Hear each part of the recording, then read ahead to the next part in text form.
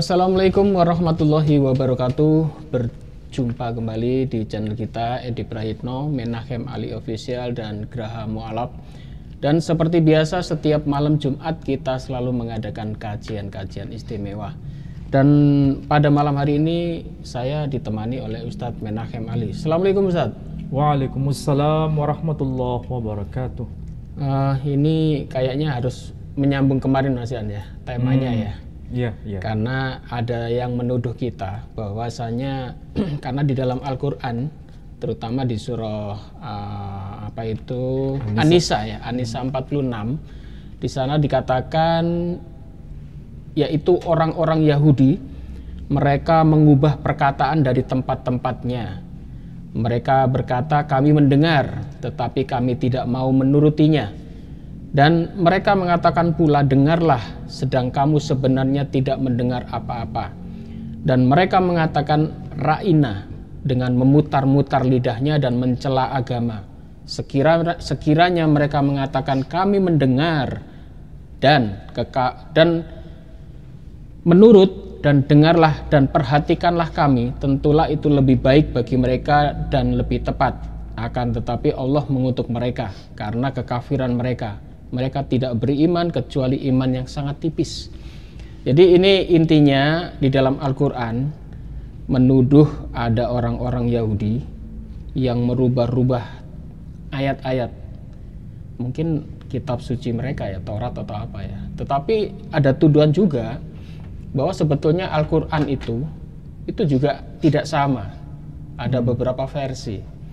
Karena ini menurut mereka ya, tuduhan-tuduhan mereka. Ada yang bunyinya berbeda, kemudian ada ayatnya berbeda. Kemarin sudah kita bahas sebagian. Silakan Ustaz. Ya. Tema pada malam hari ini memang bisa dikatakan sangat penting untuk dipahami, terutama yang Muslim. Karena bagaimanapun juga Muslim dimanapun mereka berada selalu dihadapkan pada problem besar. Problem besar yang dimaksud adalah semacam tuduhan yang termaktub di dalam Al-Quran itu merupakan sebuah fakta atau itu hanya merupakan fiksi.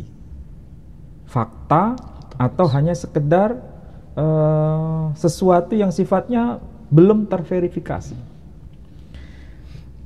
Kalau saya dihadapkan pada pertanyaan seperti itu, saya juga mengalami keguncangan iman sebetulnya. Wah, ini kan nggak main-main Pak Edi. Iya. Kalau keguncangan iman ini kan berarti jangan-jangan iman kita kepada Al-Quran itu juga bermasalah. Ya kan?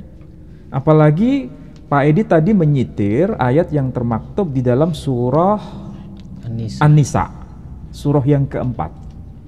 Kalau kita perhatikan surah An-Nisa, surah yang keempat ayat 46 itu sebetulnya panjang, tapi saya ringkas bagian awal itu.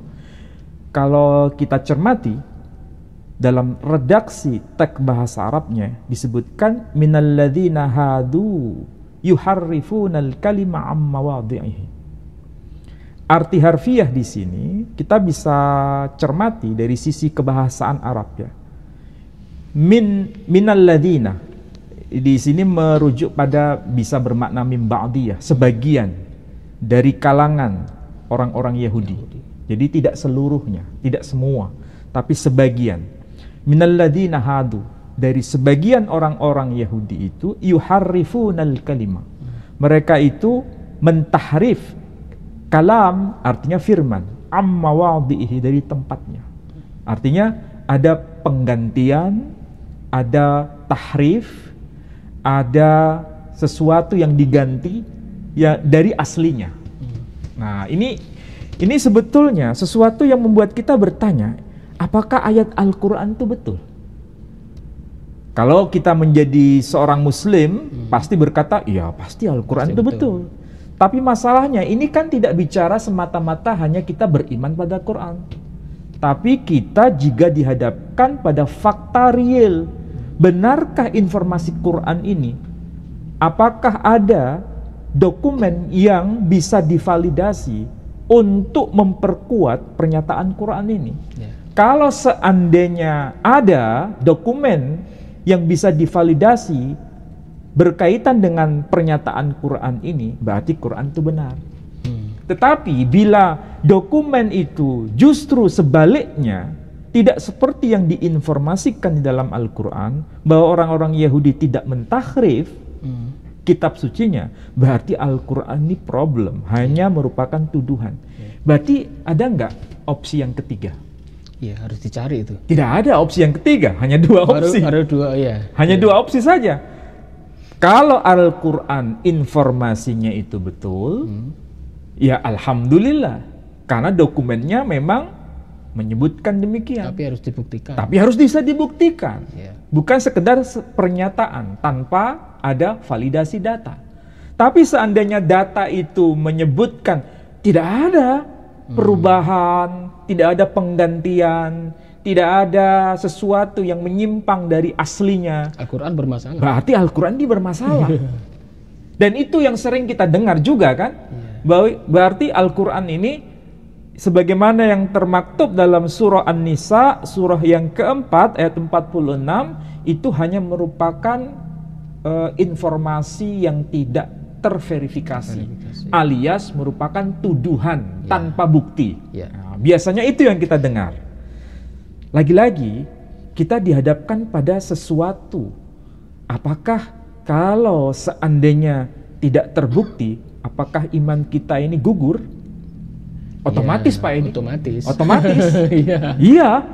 Dengan bahasa sederhana, kalau tidak terbukti pernyataan Quran ini, berarti iman kita ini gugur. Bahkan kitab suci, kepercayaan pada Quran kita gugur. Pasti dianggap juga tidak sebagai kitab suci karena berbohong atau mengada-ada. Ya, kesimpulannya jadi seperti itu. Iya. Artinya Al-Quran hanya merupakan sebuah tuduhan tanpa bukti.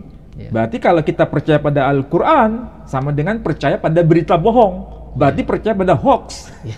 Begitu kan kesimpulannya. Itu kalau tidak ada fakta. Kalau tidak ada fakta. Tapi kalau seandainya ada fakta, berarti Quran tidak menyebarkan hoax. Betul. Tapi kalau tidak ada fakta yang memvalidasi pernyataan ini, berarti Quran hanya memberitakan informasi yang sifatnya hoax. Dan itu problem.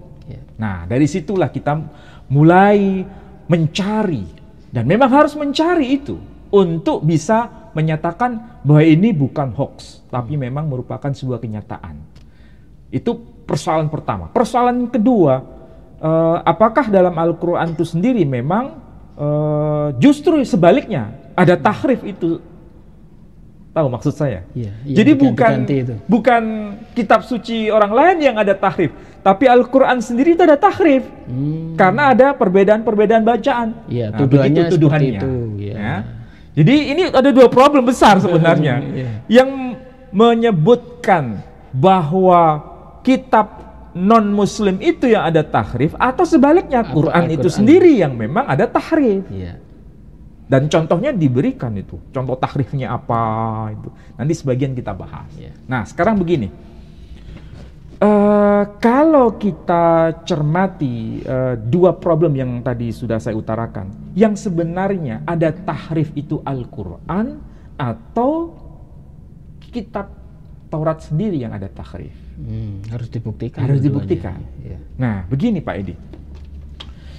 Kalau seandainya perbedaan bacaan di dalam Al-Quran itu dianggap sebagai tahrif, dan memang faktanya beda dari sisi bacaan. Ya, kita ambil contoh. Ini Al-Quran yang saya pegang itu memang berbeda dengan Al-Quran yang dipegang oleh saudara-saudara kita yang di Indonesia. Oh, ini dari mana? Ya, ini Al-Quran dari? Ini Al-Quran dari Maroko. Oh, ya, dari Maroko. Dan diterbitkan di Maroko memang. Dan kalau ini nanti saya baca dan dibandingkan dengan Al-Quran yang dibaca oleh saudara-saudara kita yang Muslim di Indonesia, bacaannya memang beda. Memang ada perbedaan itu. Memang beda. Dan saya akan tunjukkan di mana bedanya. Itulah sebabnya dikatakan sebagai tahrif oleh mereka yang menolak Quran. Terjaga. Katanya Al-Quran itu terjaga. Inna nahnu nazzalna dzikra wa inna lahu lahafizun. Sesungguhnya kami yang telah menurunkan Quran dan kami juga yang menjaganya. Itu kan klaim Quran.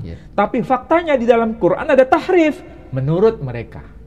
Tapi benarkah dalam Quran ada tahrif? Karena ada perbedaan bacaan itu. Coba kita cermati sekarang. Nah, contohnya di mana? Nah, kita lihat Pak Edi. Kita bisa cek misalnya dalam surah Al-Baqarah ayat 259. Surah Al-Baqarah ayat 129.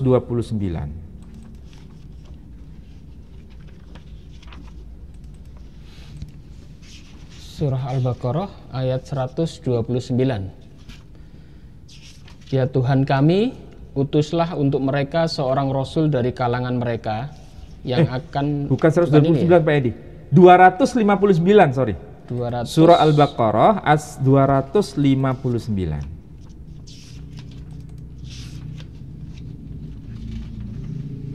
Surah Al-Baqarah 259. Atau apakah kamu tidak memperhatikan orang yang melalui suatu negeri yang temboknya telah roboh menutupi atapnya? Dia berkata, bagaimana Allah menghidupkan kembali negeri ini setelah hancur? Maka Allah mematikan orang itu 100 tahun, kemudian menghidupkannya kembali. Allah bertanya, berapakah lamanya kamu tinggal di sini? Ia menjawab, saya tinggal di sini sehari atau setengah hari. Allah berfirman, sebenarnya kamu telah tinggal di sini 100 tahun lamanya. Lihatlah kepada makanan dan minumanmu yang belum lagi berubah, dan lihatlah kepada keledai kamu yang telah menjadi tulang belulang. Kami akan menjadikan kamu tanda kekuasaan kami bagi manusia, dan lihatlah kepada tulang belulang keledai itu. Kemudian kami menyusunnya kembali, kemudian kami membalutnya dengan daging. Maka tatkala telah nyata kepadanya bagaimana Allah menghidupkan yang telah mati, dia pun berkata, saya yakin bahwa Allah Maha Kuasa atas segala sesuatu. Nah, ayat itu kalau diterjemahkan dalam bahasa Indonesia sangat panjang. Tapi intinya, ini kalau kita lihat kitab-kitab tafsir berkaitan dengan tokoh yang sedang dibicarakan dalam Al-Quran, merujuk pada tokoh yang bernama Ezra atau Uzair. Ya. Dan kalau kita lihat tokoh ini berkaitan dengan bagaimana Tuhan itu menghidupkan keledai dari kematian, dihidupkan kembali. Ya. Di bagian yang akhir, kalau kita cermati di mushaf yang kita baca secara umum, ini ada kata-kata kaifanun sizuha. Bagaimana kami menyusunnya, menyusun kembali tulang-tulang itu, summa naksuha lahma. Kemudian kami bungkus dengan daging. Ya, teks yang di sini kalau Pak Edi lihat itu hurufnya adalah huruf zain. Nun sizuha. Arti harfiahnya menyusunnya. Jadi Tuhan menyusunnya kembali. Ya. Menyusun tulang-tulang itu ya. Nun sizuha. Oke? Itu kalau kita lihat pada Quran ini yang sering dibaca juga, Pak Edi juga baca ini, juga tertulis sama. Kaifa nun shizuha, ditulis kata nun shizuha, huruf zain di sini. Huruf seperti huruf ra tapi ada titik. Oke? Nun shizuha. Jelas ya? Ini Quran yang dipegang oleh sebagian besar umat Islam di Indonesia. Karena ini qiraah Hafiz. Sekarang kita bandingkan dengan Quran yang saya pegang ini. Di sini tertulis ayatnya sama, ayat 259 dari surah Al-Baqarah. Tertulis kaifa nun shiruha. Ya. Kaifa nun shiruha. Huruf ra bukan huruf zain. Perbedaan huruf ra dengan huruf zain secara bentuk hurufnya sama Pak Edi. ro, ya, dengan zain itu bentuk hurufnya sama kan? Tapi bedanya apa? Tanda titik itu. Yang huruf ro tidak ada titik, Ya. huruf zain ada titik. Apakah ini dari sisi makna berbeda? Iya, beda apa tidak ya? Dari sisi makna tidak berbeda. Maknanya sama, Cuma menyusunnya. Bunyinya beda. Cuma melafalkannya itu berbeda. Kenapa? Karena ini bicara mengenai dialek bahasa Arab yang berlaku saat Al-Quran diturunkan. Nabi SAW membenarkan cara membaca dengan lafal nun shizuha, juga boleh membaca dengan lafal nun shiruha. Karena dialek Al-Quran waktu itu bukan tunggal. Al-Quran diturunkan dalam berbagai dialek. Salah satunya ini yang kemudian dikatakan Al-Quran mengalami tahrif. Tuduhan yang dialamatkan kepada kita begitu. Kalau dari sisi bahasa sederhana, huruf zain dengan huruf ra itu bedanya hanya pada soal titik. Tapi meskipun hanya pada soal titik, dianggap itu Quran mengalami tahrif. Kira-kira tuduhan seperti itu benar atau tidak? Jawabannya tidak benar. Karena ini bicara mengenai dialek. Boleh dibaca nun shiruha, boleh dibaca nun sizuha. Maksudnya sama, tindakannya sama, bukan tindakannya berbeda. Cara pelafalannya yang berbeda. Jadi kalau kita memahami ini bukan soal tahrif, ini soal dialek. Ini mushaf dari terbitan Maroko.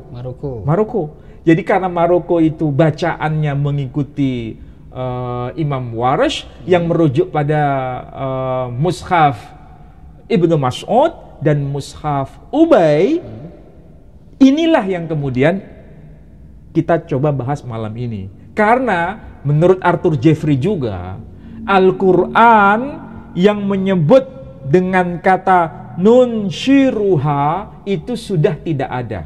Itu bacaan mushaf Ubay, dihilangkan. Itu katanya Arthur Jeffrey. Tapi ternyata bacaan Ubay itu masih bisa kita jumpai di sini. Dan ini masih kita lafalkan, tapi dengan qiraah Warsh. Dan bacaannya memang begitu, nun shiruha, bukan nun shizuha. Tapi apakah ini tahrif? Sekali lagi bukan tahrif. Ini hanya beda dialek karena objeknya sama, tindakannya sama, artinya sama. Hanya dialek saja. Sama seperti saya berikan contoh kemarin kan, mengenai apa itu? Alladzina yu'minuna bil ghaibi wa yuqimuna as-salata wa mimma razaqnahum yunfiqun. Tidak dibaca yu'minuna tapi dibaca yuminuna. Ya. Jadi itu dialek, bukan merujuk pada makna yang berbeda. Dan sekali lagi, kalau kita lihat dari angka penanda ayat sekaligus angka penanda halaman mushaf atau muka surat, ya, kalau orang Malaysia menyebutnya muka surat, itu angkanya sama nggak dengan yang kita lihat pada Quran yang kita baca sehari-hari? Angkanya beda atau tidak? Sama itu ya. Beda Pak Edi, perhatikan di sini. Maksudnya angka apa ya? Pak Edi baru tahu bedanya? Baru nggak ya? Nah, coba perhatikan nih. Ini angkanya kayak begini kan? Ayatnya tak maksudnya? Iya, ini kan angka penanda ayat. Iya. Ya, kalau ini angka penanda halaman. Iya. Bentar, supaya nanti bisa lihat oleh pemirsa, dilihat pemirsa ya. Di sini ada angka penanda ayat, oke? Di sini ada angka penanda muka surat atau halaman. Ini angka apa? Angka apa? Apakah ini bagian dari pewahyuan? Bukan. Ini bukan bagian dari pewahyuan. Nabi nggak pernah ngajarkan tulis angka seperti ini pada setiap halaman surah, halaman muka surat, atau halaman mushaf ini atau penanda ayat. Nabi nggak pernah ajarkan. Nggak pernah ajarkan. Sama seperti kaum Kristiani. Apakah perikop itu bagian dari pewahyuan? Iya. Apakah ayat-ayat, ini ayat 1, ayat 2, itu semua berasal dari pewahyuan? Pasal-pasal juga. Pasal-pasal itu apakah semua dari pewahyuan? Tidak. Sama seperti Al-Quran, ayat, penanda angka ayat ini, penanda angka halaman itu bukan bagian dari pewahyuan. Kalau bunyi ayatnya, pewahyuan. Tapi angka penanda ayat bukan bagian dari pewahyuan. Makanya di sini ada angka model begini. Ini yang disebut sebagai angka yang kalau kita sebut dalam bahasa Arab, adadul hindi. Angka hindi. Oh, itu malah angka hindi. Ini angka hindi. Jadi ini itu angka hindi, Pak Edi.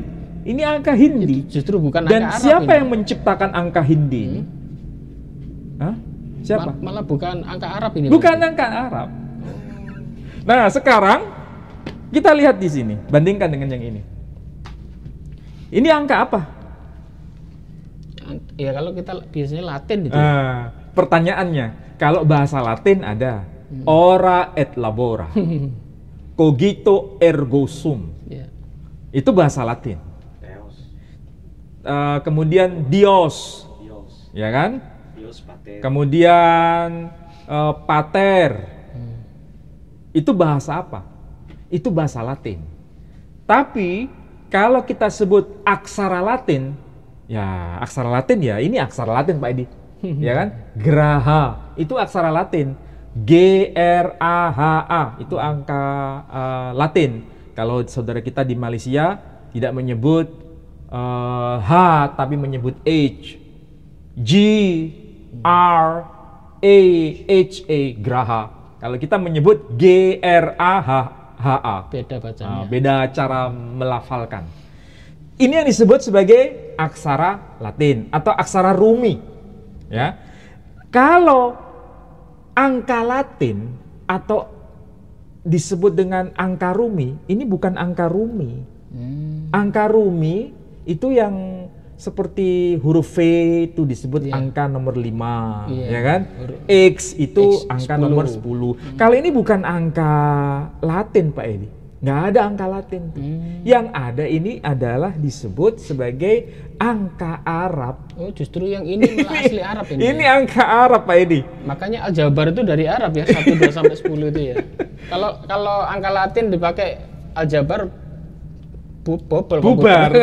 Jadi kalau kita hitung-hitungan secara ekonomi pakai angka Romawi, nggak bisa dihitung bagaimana cara membaginya, bagaimana cara menambah, mengurang, nggak bisa. Berarti angka-angka 1, 2, 3 kayak gini ini angka Arab malah. Ini disebut adadul Arabi, angka Arab. Kalau yang tadi itu malah Hindu, angka Hindi. Oh. Jadi dua-duanya itu bukan wahyu. Mau angka Hindi ataupun angka Arab itu bukan bagian dari wahyu. Tapi persoalannya ini sumbangsih besar peradaban Islam. Dan itu dipakai dalam penulisan Alkitab. Alkitab bahasa Arab ya pakai angka Hindi. Itu produk dari peradaban Islam. Alkitab bahasa Arab pakai angka seperti ini. Ya kan? Ini juga adadul Arabi. Baik itu yang versi bahasa Indonesia, versi bahasa Latin, semua pakai angka seperti ini. Berarti kita punya sumbangan besar peradaban Islam ini terhadap munculnya angka Arab ini. Cuman jarang dikenal ya. Jarang dikenal, Malah karena kita sebagian tidak tahu. Jadi peradaban Islam itu diadopsi oleh peradaban Kristiani. Dari sisi angka Arab, kita punya sumbangan besar. Malah yang sering dikenal itu yang angka Hindi itu. Ya, angka Hindi. Dipikir itu angka Arab. Padahal itu adadul Hindi, angka Hindi. Ini yang sebetulnya diajarkan disebut mulai angka, anak-anak kecil belajar Iqra ya itu. Iya. Kalau ini sebetulnya angka Arab. Cuma salah kita menyebutnya sebagai angka Latin. Iya. Kalau kita bisa kerjakan di komputer akan muncul kok bahwa ini yang disebut adadul Arabi. Arabic number, munculnya ini Arabic number. Jadi sekali lagi ini bukan bagian dari pewahyuan angka-angka itu. Tapi bacaan Quran ini dari Nabi, bagian dari pewahyuan. Nunshiruha bagian dari pewahyuan. Nun shizuha, bagian dari pewahyuan. Dan ini tidak mempengaruhi makna, ya, tidak mempengaruhi makna. Lekukan hurufnya sama, tapi pelafalannya berbeda. Sekali lagi, apakah ini disebut tahrif? Bukan, ini bukan tahrif. Karena tidak mengubah sesuatu yang substansial. Nah, ini berbeda kalau kita lihat dari pernyataan Quran sendiri. Jadi kalau yang disebut dengan tahrif itu apa? Kalau tahrif itu sudah masuk pada persoalan makna. Pergantian makna. Pergantian makna. Bahkan tulisannya pun berbeda. Kalau ini lekukan hurufnya sama, lekuk hurufnya sama. Nah, kita lihat. Pak Edi bisa lihat di dalam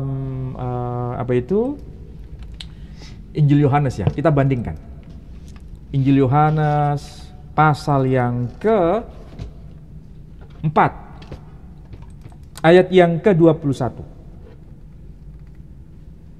Yohanes pasal yang ke-4 ayat 21. Ayat yang ke-21. Kata Yesus kepadanya, "Percayalah kepadaku, hai perempuan, saatnya akan tiba bahwa kamu akan menyembah Bapa bukan di gunung ini dan bukan juga di Yerusalem."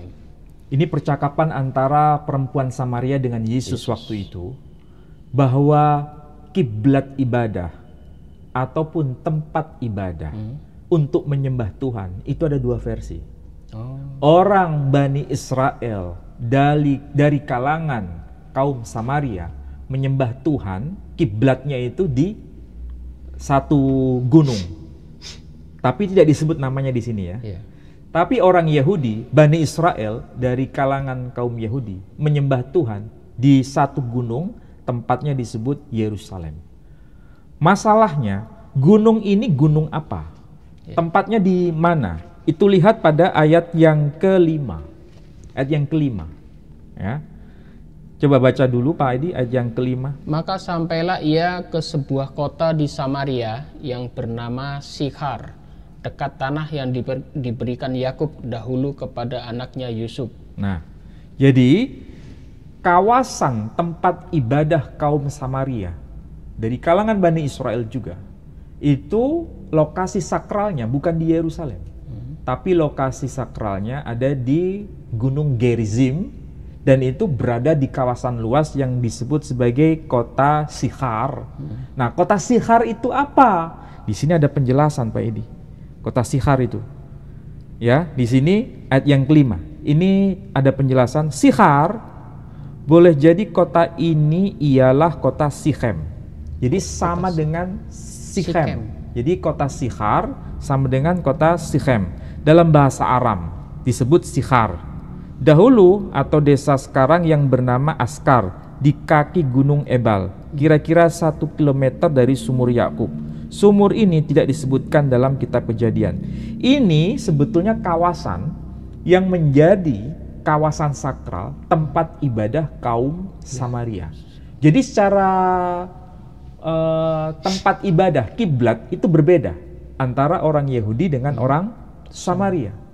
Dan itu ujung tombaknya merujuk pada kata yang termaktub di kitab Kejadian pasal 22 ayat yang kedua yang kemarin kita bahas. Ketika bukan Ismail ya, menurut Taurat yang sekarang, tapi Ishak yang dikorbankan itu di mana tempatnya? Di mana lokasinya? Kalau menurut Yahudi disebut Eretz Hamoriyah. Sementara kalau orang Samaria menyebut Eretz Hamoreh. Moriyah, Moreh, itu kalau kita dengar itu sekedar dialek atau memang maknanya berbeda? Lokasinya, tempatnya beda. Lokasinya berbeda.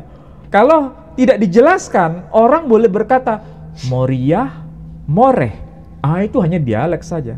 Seperti penjelasan Dr. Bambang Nursena mengatakan itu hanya dialek saja. Yang satu disebut Moriyah, yang satu disebut Moreh. Itu hanya beda dialek. Sama seperti Al-Quran, ya kan? Ada dialek, jadi tidak mengubah makna. Nah, penjelasan seperti ini tidak tepat. Kenapa? Antara Moriyah dan Moreh itu lokasi yang beda. Jaraknya itu, jauhnya bukan 1 meter, 2 meter, tapi bermeter-meter, bahkan kilometer. Jaraknya beda. Kalau yang satu, Moria, Eretz Hamoria, itu di kawasan Yerusalem. Sedangkan Eretz Hamore di kawasan Nablus, yang di situ ada kota juga yang disebut Syechem atau Sichar. Nah, masalahnya begini sekarang. Kalau Yesus sendiri berdialog dengan wanita atau perempuan Samaria, itu kan berarti beliau ini kan berbicara pada konteks era awal Masehi. Ya kan? Kalau kita hitung, Yesus itu hidup dari sisi bahasa sederhana abad 1 Masehi kan? Tapi ada juga yang menghitungnya 4 abad sebelum Masehi. Ya kan? Tapi minimal, dan memang kalau dihitung secara sederhana ya 1 Masehi. Berarti beliau hidup di era itu, di abad pertama Masehi. Kalau sudah terjadi perbedaan lokasi, ya, lokasi tempat ibadah, dan itu merujuk pada istilah yang berbeda, Eretz Hamoria dan Eretz Hamore, berarti perbedaan bacaan merujuk pada lokasi yang berbeda. Itu pada masa Quran diturunkan atau pada masa Quran belum diturunkan selama 7 abad sebelum era abad ke-7. Belum diturunkan. Nah, sebelum abad ke-7. Quran itu kan diwahyukan abad ke-7 Masehi. Nabi SAW wafat tahun berapa? 632 Masehi. Berarti kan abad ke-7. Kalau abad ke-7 ada pernyataan demikian, bahwa kaum Yahudi itu mengganti-ganti firman Tuhan dari tempatnya, berarti itu tuduhan Quran atau memang merupakan sebuah fakta yang bisa divalidasi dengan dokumen. Iya, fakta itu. Fakta, karena apa? Di sini sudah terdokumentasi perubahan lokasi dari 2 kelompok yang berbeda, sama-sama Bani Israel. Satu disebut kaum Yahudi, satu disebut kaum Samaria. Ternyata tempat lokasi ibadahnya berbeda. Yang satu di Bukit Gerizim, yang satu di Bukit Zion di Yerusalem. Bukit Gerizim ada di kawasan Samaria, tempatnya di kawasan Sicher atau Syechem yang kita kenal dengan nama Nablus sekarang. Lokasinya di mana? Beda atau sama? Kita bisa lihat di sini. Ini ada NIV First Century Study Bible. Ini kita bisa belajar Bible atau Alkitab dengan menggunakan dokumen-dokumen pembanding dari tradisi Yahudi dan tradisi Kristen di era awal Masehi. Jadi ini dokumen yang sangat bagus untuk dibaca bagi siapapun, baik Muslim maupun non-Muslim boleh bisa belajar ini. Nah, ketika menjelaskan teks yang berkaitan dengan percakapan Yesus bersama wanita Samaria itu, ketika menyebut nama lokasi sakralnya, itu beliau menjelaskan dengan penjelasan yang cukup unik, Pak Edi. Ini berkait dengan worship on this mountain. Jadi penyembahan di gunung ini. Ini ada satu penjelasan. Mount Gerizim was the site where the Israelites gathered to be blessed after entering the promised land. Maksudnya, Bukit Gerizim itu merupakan situs di mana orang-orang Israel berkumpul untuk diberkati setelah mereka masuk ke tanah perjanjian. Dan itu dijelaskan pada kitab Deuteronomy pasal 27-12. Maksudnya kitab Deuteronomy itu kitab Ulangan pasal 27 ayat 12. Dan inilah yang kemudian menjadi penanda bahwa Yesus sendiri sudah tahu ada Bukit Gerizim yang disakralkan, ada Bukit Zion yang disakralkan dari dua kelompok Bani Israel yang berbeda. Satu Samaria, satu Yahudi. Kalau Samaria itu mewakili kerajaan Israel Utara. Sedangkan kalau itu Samaria ya, kalau yang Yahudi itu selatan. Kerajaan Israel Selatan yang disebut kerajaan Yehuda itu. Makanya 2 tempat ibadahnya berbeda sampai hari ini. Dan ini ada petanya Pak Idi. Nah ini, Jesus in the Judea and Samaria. Kalau Yerusalem ini tanah Yudea di sini. Sedangkan Bukit Gerizim di sini disebutkan kota Sicher juga, ya. Ini ada Mount Gerizim di sini. Ini wilayah Samaria di sini. Ini jauhnya berapa kilometer dari sini ke Yerusalem? Jauh sekali ini. Berkilo-kilometer. Artinya apa? Bahwa bacaan Eretz Hamoria dengan bacaan Eretz Hamoreh hanya sekedar Beda. beda dialek atau memang beda lokasi yang dirujuk. Beda tempat, beda lokasi yang dirujuk. Jadi samakah dengan kasus Al-Quran tadi? Ya beda. Ya beda. Ya memang beda. Artinya apa? Kalau begitu, benarkah dalam Quran itu ada tahrif? Jawabannya ada atau tidak ada? Tidak ada. Tidak ada. Benarkah dalam kitab Taurat itu ada tahrif? Ada atau tidak ada? Ada. Faktanya yang berbicara. Kalau kemarin kita bahas, bahkan kitab Taurat versi Samaria dan Yahudi kan banyak sekali perbedaannya. Oh iya, ini baru satu contoh. Iya. Kita bisa mendeteksi kapan terjadi perubahan itu. Terjadi perbedaan itu. Kalau perbedaan kan sudah kita bahas kemarin, salah satunya di sini disebutkan Beyom Hashishi pada hari yang ke-6. Ini yang versi Samaria, Taurat Samaria. Beyom Hashbi'i pada hari yang ke-7. Itu Taurat Yahudi atau Torah Yehudi atau Torah Masora yang disebut Masoret itu. Tapi ini hanya sekedar perbedaan. Tapi persoalannya kapan ya perbedaan itu bisa diidentifikasi penanggalannya? Kapan perbedaan itu bisa diteliti awal mulanya? Nah, kasus yang tadi kita bahas itu berkaitan dengan soal Eretz Hamoria dan Eretz Hamoreh. Ternyata itu sudah terjadi sejak ketika Yesus ada di muka bumi ini. Waktu menjelaskan dengan perempuan Samaria itu ya. Berarti itu terjadi sebelumnya kan? Perubahan itu. Bukan masa belakangan perubahan itu terjadi. Tapi sebelum Yesus itu diutus di muka bumi, perubahan itu sudah ada.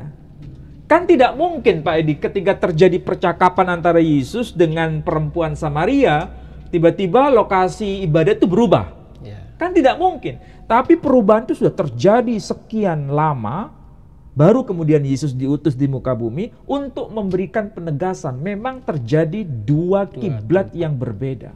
Kiblat ibadah. Ini bukan sekedar informasi sederhana. Karena orang boleh berkata, tapi meskipun berbeda begitu, kan tetap yang dikorbankan itu adalah Ishak, meskipun lokasinya berbeda. Ini bukan sekedar penyebutan nama orang, tapi ini berkaitan dengan tempat ibadah yang disucikan itu mana yang betul. Iya kan? Versi Samaria atau versi Yahudi? Nah, itu persoalannya. Ya kan? Ya, jadi untuk contoh-contoh kemarin sudah disebutkan bahwa Taurat Samaria dan Yahudi memang bahkan kemarin kita sebut ratusan perbedaan ya. Bukan sekedar ratusan, lebih dari itu. Jadi kalau yang kita bahas saat ini itu hanya satu contoh saja. Satu contoh. Tapi sebetulnya perbedaan versi Taurat itu dengan versi Taurat Samaria dan versi Tauratnya orang Yahudi banyak sekali perbedaan. Lah itu kalau kita tanya, kita mau pakai yang mana? Itu pasti biasanya kan gini Ustaz Ali. Soalnya yang pakai kitab ini di samping orang Yahudi, orang Kristen juga pakai. Iya. Di dalam perjanjian lama mereka. Iya. Itu mereka pakai rujukannya pakai Taurat yang mana ini? Kalau saudara kita kaum Kristiani, rujukannya pakai Taurat versi Masora, versi Yahudi. Versi Yahudi. Ya. Itulah sebabnya banyak sesuatu yang mirip antara tradisi Kristen dengan tradisi Yahudi. Tapi bukan berarti tradisi Samaria itu tidak mendapatkan tempat dalam kajian tradisi Kristiani. Ada. Karena kalau kita lihat dari sisi manuskrip yang tertua, ini bicara mengenai dokumen tertua. Mana yang sebetulnya lebih sahih? Ternyata di dalam teks Torah, ya, yang kita kenal dengan sebutan The Dead Sea Scroll, naskah-naskah Laut Mati, ternyata di situ disebutkan nama Gerizim. Berarti dokumen lebih tua. Nanti suatu saat kita bahas lagi. Jadi dokumen tertua yang paling sahih. Kalau kita bicara mana dokumen yang paling tua, itu yang lebih sahih. Begitu kan? Biasanya kalau dalam dialog atau dalam diskusi, dokumen yang tertua itulah yang lebih sahih. Ternyata istilah penyebutan nama Gerizim itu termaktub di dalam teks Dead Sea Scroll yang tidak dijumpai dalam teks yang lain. Padahal Dead Sea Scroll itu yang Tertua, tetapi di situ justru memberikan konfirmasi bahwa Taurat Samaria itu lebih mendekati yang asli. Kalau dilihat dari dokumen tertua. Padahal sementara mereka sudah terlanjur pakai yang versi Yahudi. Ya itu karena masing-masing kan punya pendapat, punya alasan. Ya. Tapi kalau dikatakan mana yang paling tua dokumennya, ya dokumen Dead Sea Scroll ternyata lebih merujuk pada bacaan versi Taurat Samaria. Ya. Berarti dari sini kita bisa mengambil kesimpulan, ternyata kalau Al-Quran mengatakan kitab Taurat itu sudah dirubah di beberapa tempat. Ya. Kalau begitu yang dikatakan Quran ini fitnah, benar, tuduhan, atau hanya merupakan hoax yang disebarkan tanpa ada konfirmasi. Kalau begitu, orang berkata, berarti Quran ini bukan hoax. Iya, benar itu. Benar berarti. Ada terbukti.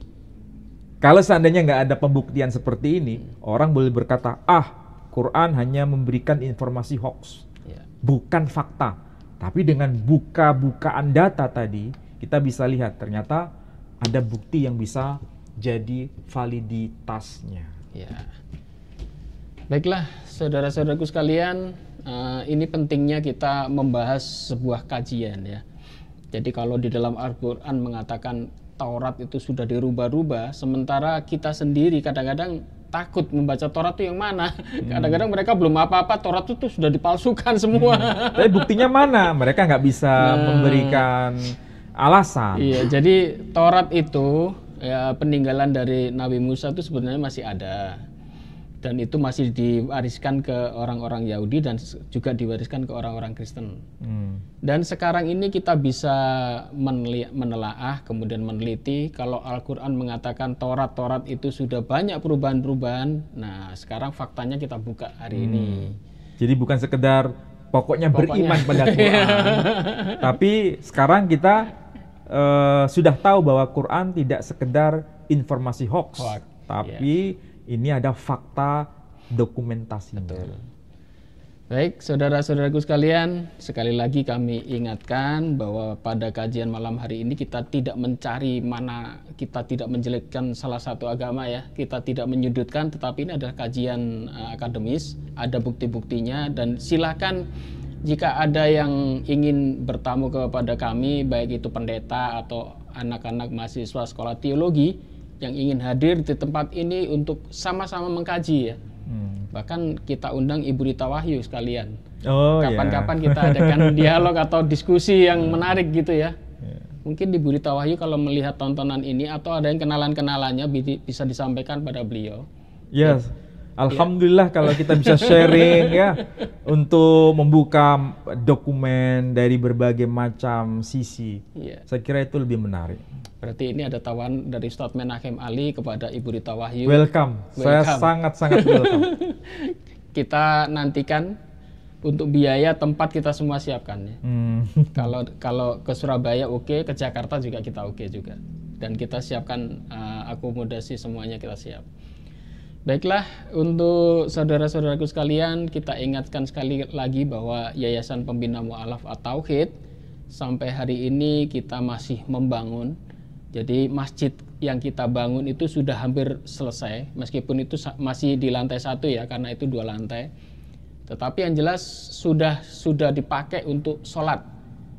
Dan alhamdulillah untuk air sudah mengalir, bahkan sudah dipakai untuk tamu-tamu. Kemarin kita kedatangan tamu-tamu dari bapak-bapak kepolisian ikut sholat di sana. Kemudian saat ini hanya pintu-pintu dan jendela belum ada. Jadi untuk para donatur kita masih mengharapkan bantuannya. Ini Taxline tetap jalan. Silahkan Anda kalau ingin berdonasi kirim ke rekening kami di Bank Syariah Indonesia di nomor rekening 111-888-9971 atas nama Yayasan Pembina Mu'alaf At-Tauhid Jawa Timur. Dan untuk yang ingin mendapatkan buku-buku dari Ustadz Menachem Ali, silahkan Anda beli, dan linknya juga kita tampilkan. Silahkan Anda bisa belanja online di sana. Ada beberapa buku Ustadz Ali yang sudah terbit, termasuk yang terbaru kemarin bulan Januari ya. Judulnya apa, Ustadz? Ismail dalam Alkitab dan manuskrip Qumran. Ismail dalam Alkitab dan manuskrip Qumran ya. Masya Allah, lebih hebat itu. Silakan Anda bisa cari, linknya sudah kita cantumkan di video yang berjalan ini. Mungkin ada closing, Ustaz? Ya, ada dua hal yang ingin saya sampaikan, bahwa berbicara mengenai kitab suci itu sesuatu yang pelik. Perlu kajian yang tidak instan. Kalau bicara mengenai tahrif dalam Al-Quran, sebetulnya tidak ada. Kalau perbedaan bacaan, perbedaan cara melafalkan itu ada. Bahkan ayatnya. Bahkan ayatnya Jumlah kita ayatnya bisa beda ya, lihat itu ya. Tadi sudah saya tampilkan. Kalau itu dianggap sebagai tahrif, sebetulnya itu sesuatu yang keliru. Tapi justru sebaliknya, perbedaan bacaan itu juga ada di dalam Alkitab atau Bible. Tapi itu bukan sekedar perbedaan dialek, bukan sekedar perbedaan cara membaca, tapi memang merujuk pada objek yang berbeda. Salah satunya berbicara soal Eretz Hamoria dan Eretz Hamoreh. Itu lokasinya sangat-sangat berbeda karena merujuk pada dua tempat suci yang berbeda. Meskipun kalau orang mendengar sepertinya hanya perbedaan lafal. Moreh dan Moria. Padahal intinya objeknya berbeda. Jauh tempatnya. Jauh tempatnya, jauh lokasinya. Dan itu merujuk pada saat penyembelihan Ishak itu. Iya, penyembelihan Ishak berbeda lokasinya. Artinya tahrif itu bukan muncul pada masa Al-Quran diturunkan. Tahrif kitab kaum Yahudi itu sendiri sudah terjadi sebelum Yesus diutus di muka bumi ini. Berarti sangat jauh, sekitar 700 tahun lebih sebelum Quran diturunkan. Jadi Quran bukan menyebarkan berita hoax, tapi Quran mencoba untuk bersuara kepada siapapun yang mau mencari data secara selektif. Baiklah saudaraku sekalian, semoga tercerahkan ya. Kalau di dalam Al-Quran mengatakan Taurat berubah, nah waktunya kita boleh buka-buka Taurat. Untuk para cendekiawan muslim, ini sebagai wacana, jadi jangan kita persempit, kita harus meluaskan ya wawasan, kemudian perbanyak literasi ya, perbanyak literasi literatur supaya kita tidak taklid buta aslinya. Nantinya, tidak sekedar beriman. Sekedar beriman, tetapi ada fakta dan kita bisa menjawab tuduhan dari para penghina Islam yang di luaran sana lebih gencar menyerang kita saat ini. Baiklah Ustaz, terima kasih banyak. Demikian saudaraku sekalian, mohon maaf jika ada salah kata. Wabillahi taufik wal hidayah. Wassalamualaikum warahmatullahi wabarakatuh. Waalaikumsalam warahmatullahi wabarakatuh.